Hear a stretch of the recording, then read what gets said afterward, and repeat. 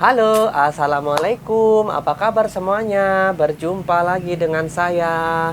Kali ini saya akan berbagi pengalaman bagaimana memperlakukan bahan brokat ya teman-teman ya, terutama untuk brokat corneli. Nah, di sini di depan saya sudah ada bahannya teman-teman ya. Sebelum selanjutnya video saya, jangan lupa di subscribe, like, komen, serta dibagikan. Langsung saja kita review teman-teman ya.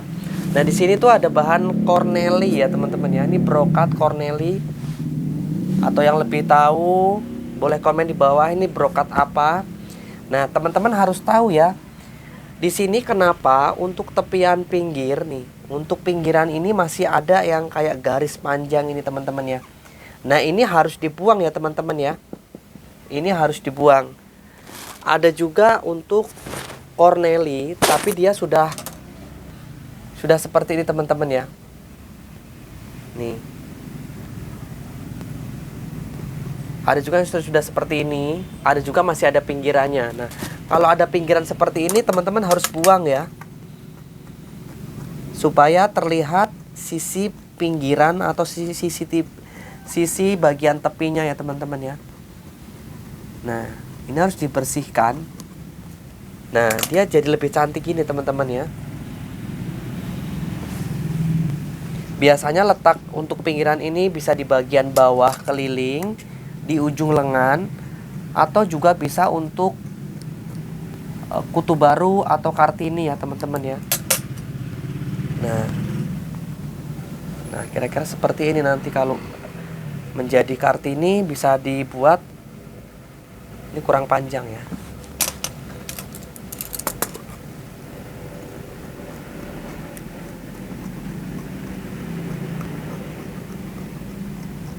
Jadi kalau bahan brokat seperti ini tuh pinggirannya tuh poin-poin untuk menjadi pemanis ya teman-teman, atau model ya. Kalau tanpa pinggiran ini kayaknya cuma dijahit gitu, kayak kurang rapi ya.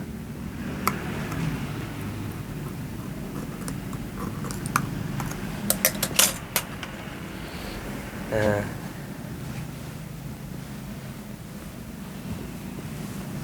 kalau sudah terpotong jadi seperti ini teman-teman ya. Tuh, jadi nanti ini bisa ditaruh di bagian bawah keliling, atau kalian taruh di bagian dada seperti ini teman-teman. Terlihat tidak teman-teman ya? Tuh. Tapi cara memasangnya mungkin akan disambung ya teman-teman ya. Kalau langsung nggak bisa, karena nanti bakal berbeda ininya, luar dalamnya. Nah ini harus dibuang semua bagian pinggirannya ini. Karena biasanya bagi pemula dia tidak tahu untuk memperlakukan bahan brokat seperti ini ya. Contohnya saya dulu waktu pertama-tama kursus tahun berapa dulu ya, tahun 2000 berapa gitu ya. Jadi ini saya pakai teman-teman, bener ini bener-bener saya pakai gitu. Harusnya tidak usah dipakai. Itu karena minimnya pengetahuan ya teman-teman. Tapi alhamdulillah seiringnya waktu kita jadi banyak tahu ya teman-teman ya. Nah ini sebelah kanannya juga harus kita buang.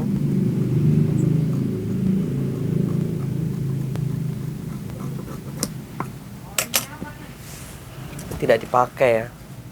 Tapi kalau seandainya modelnya dia kebaya kancing depan, ini bisa buat lapis bagian dalam atau bis bagian dalam ya teman-teman ya.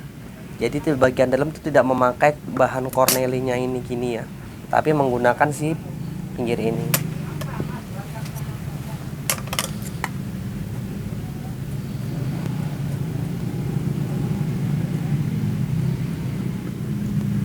Ini cornelinya mungkin yang agak miring ya teman-teman untuk harganya ya, karena dia agak sedikit kasar ya ini ya.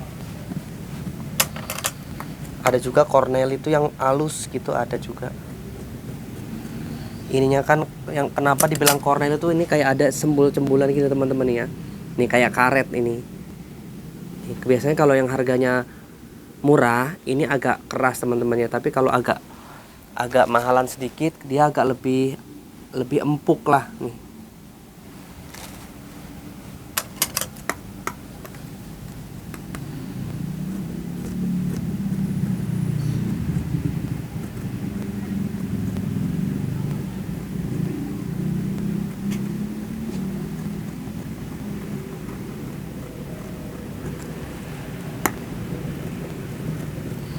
selesai ya teman-teman ya. Nah kan dengan adanya kita buang pinggirnya, jadi ini bagian renda bawahnya tuh terlihat ya teman-teman ya tuh. Ya, jadi kalau teman-teman menemukan bahan-bahan seperti ini, bagian pinggirnya wajib kalian buang ya teman-teman ya. Tuh ya. Lebih kayak rapi. Ada aksennya untuk bahan brokatnya.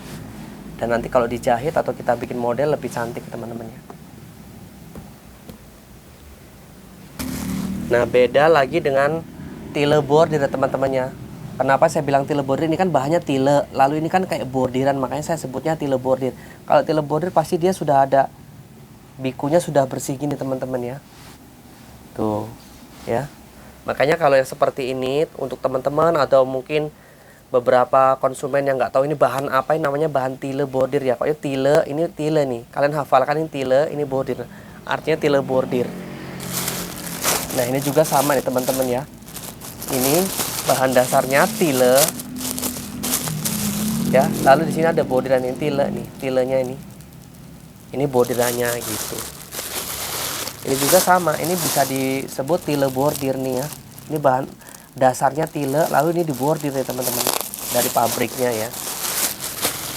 Ini juga sama nih ya. Kalau jenis begini namanya brokat Corneli. Nah ini juga sama, ini brokat. Nah seperti yang saya punya juga ini putih ya. Ini brokat Corneli juga nih teman-teman. Pokoknya kalau yang kembang-kembang ceplok-ceplok ini brokat lah, sejenis brokat ya. Nah ini juga harus kita buang nih untuk bagian pinggirnya supaya terlihat renda bagian bawah ya. Tuh kalau kita buang bagian bawahnya ini,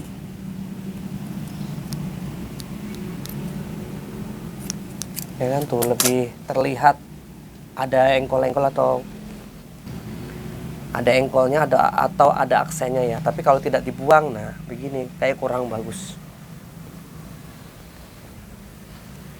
Oke teman-teman, mungkin itu tadi ya. Kamu harus tahu seperti ini. Tile bordir, maaf brokat harus dipinggirin kalau ada pinggirannya teman-teman ya, supaya lebih bagus ya. Kalau yang awam banget mungkin dia tidak tahu bahwa itu harus digunting. Tapi kalau untuk udah jadi penjahit mungkin dia sudah tahu. Mungkin itu saja teman-teman ya, berbagi pengalaman brokat brokat bordir, brokat Corneli teman-teman, sorry ya. Saya ucapkan terima kasih buat Anda semua yang sudah menonton video saya. Jangan lupa di subscribe, like, komen, serta dibagikan. Terima kasih buat Anda semua yang sudah selalu menonton video saya. Tadi ada yang bertanya untuk gamis clock 3 undak, lingkar dada 90-an, tinggi 130 ya mungkin ya.